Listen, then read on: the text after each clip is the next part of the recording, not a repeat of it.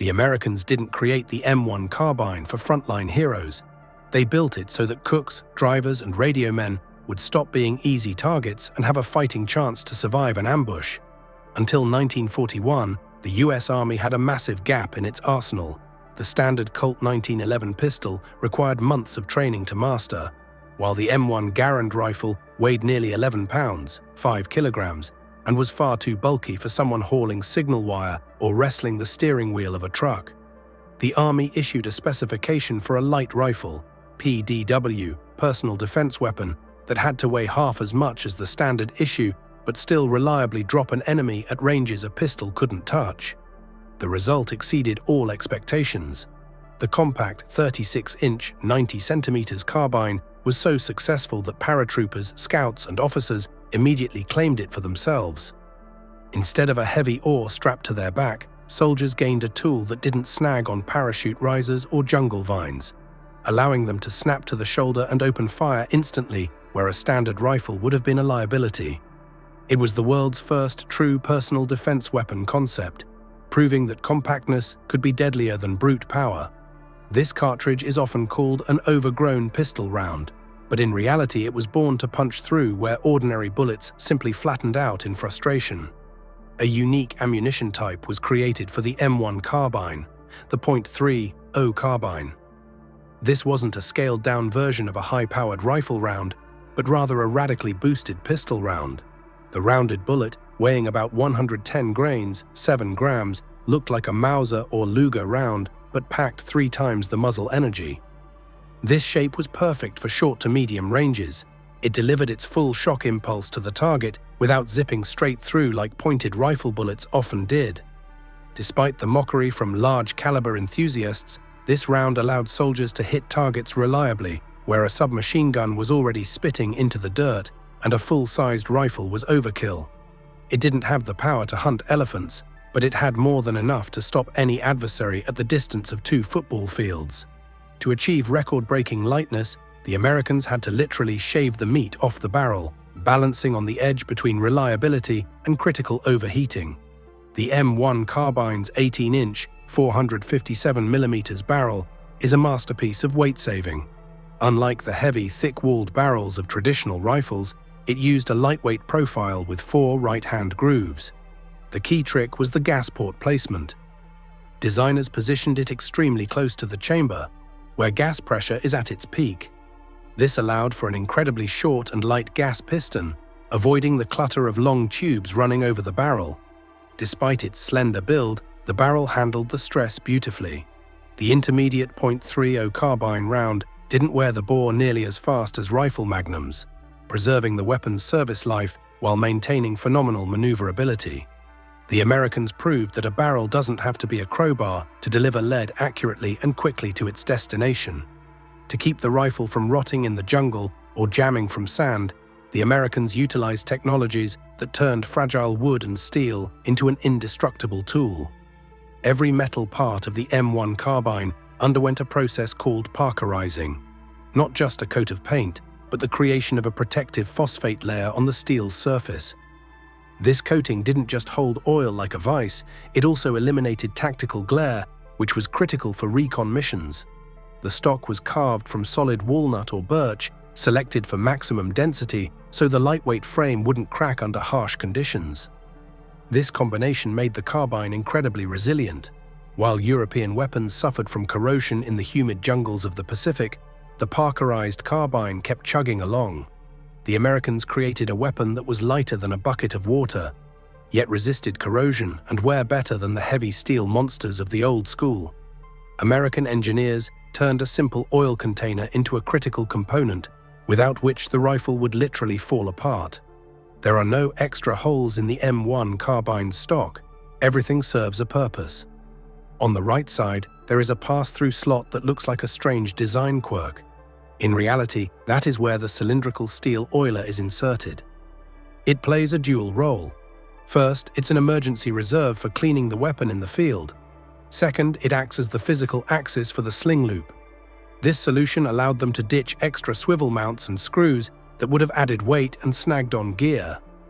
It's a classic example of American pragmatism, One cheap cylinder replaced an entire mounting assembly, saving weight and simplifying the soldier's life.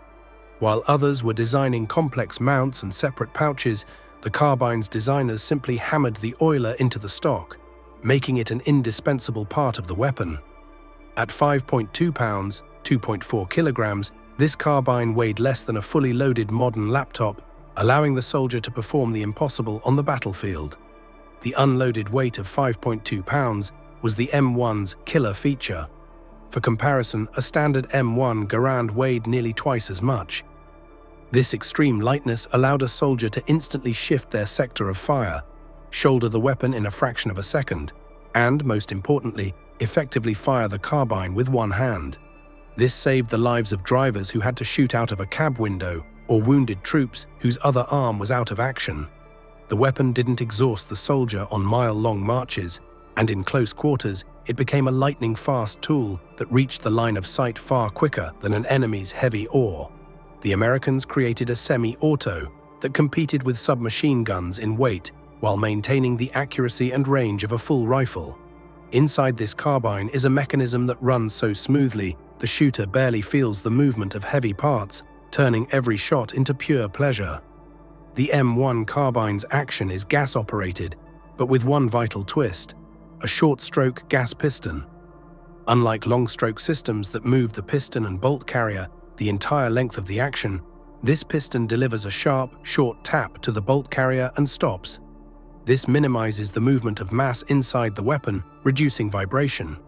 The bolt locks via rotation, a reliable scheme borrowed from its big brother, the Garand. Thanks to this combination, the system cycles incredibly fast and smooth. Casings fly out one after another without hesitation, and the bolt snaps back forward almost instantly. The short-stroke tap gave the carbine a cycle speed so high that, in skilled hands, it could almost keep pace with automatic weapons. A design oversight by the engineers turned the safety into a death lottery, where the stakes were an empty chamber in the heat of battle. On early versions of the M1 Carbine, the safety was a push button located directly in front of the magazine release button. They were the same shape and sat only an inch apart. In the heat of battle, with hands shaking from adrenaline or numbed by cold, soldiers trying to disengage the safety would often hit the wrong button, and the magazine would drop straight into the mud in front of the enemy. This death trap was only fixed later by replacing the push-button safety with a rotary flip switch. After that, it was tactically impossible to confuse the two, but until that fix, thousands of troops cursed the engineers as they were left holding a useless piece of iron at the worst possible moment. A tiny button nearly buried the reputation of an excellent weapon, proving that in combat, ergonomics are more important than dry technical specs. A muzzle velocity of 1,970 feet per second, 600 meters per second, turned the carbine's light bullet into a lead hammer capable of things no one expected from such a little gun. Despite the compact size of the cartridge, the M1 Carbine's bullet left the barrel at 1.5 times the speed of sound. At ranges up to 200 to 250 yards, it had enough energy to reliably punch through standard army helmets and light cover of the era. The secret was in the ballistic balance. The bullet was heavy enough, 110 grains, to maintain momentum, yet fast enough to provide a flat trajectory. This meant the soldier didn't need to do complex mental math for holdovers at medium distances. The bullet simply went where the front sight pointed, retaining the stopping power needed to put an enemy down with a single hit. While critics bickered over stopping power, the M1 Carbine simply did its job, proving that speed and accuracy are often more vital than an oversized caliber. This carbine is one of the few weapons of World War II from which you could empty an entire magazine into a single point as fast as you could pull the trigger. Thanks to the combination of the light impulse of the .30 carbine round and a clever weight distribution, the recoil on the M1 is practically non-existent. While the powerful Garand tended to kick the barrel toward the sky after every shot, the carbine remained steady. Muzzle flip is minimal, allowing the shooter to skip the time usually spent reacquiring the target. This transformed a semi-automatic weapon into a true suppression tool. In close-quarters combat, a soldier could discharge 15 rounds in a few seconds, with every bullet flying straight into the silhouette. It was this fantastic control that made the carbine a favorite in jungle rot and urban brawls, where the speed of the second shot decided everything. While the enemy was busy fighting the recoil of their heavy rifle, the M1 Carbine owner had already managed to land 3 aimed shots. Don't let the short ranges fool you. At 200 meters, this little guy could group shots tighter than many full-sized rifles of the era. It's commonly believed that a carbine is strictly a close-range weapon, but technical tests tell a different story. Thanks to a rigid bolt lockup and a stable powder charge in the .30 carbine cartridge, the M1 demonstrated excellent grouping. At a distance of 200 yards, about 180 meters, the average shot group was 3 to 4 inches, 8 to 10 centimeters, which was more than enough to reliably hit a chest-sized target. While submachine guns turned into useless garden hoses at that distance, the carbine allowed for precision fire. The soldier didn't have to guess where the bullet would go. The flat trajectory at this range made shooting intuitive, even for yesterday's recruit.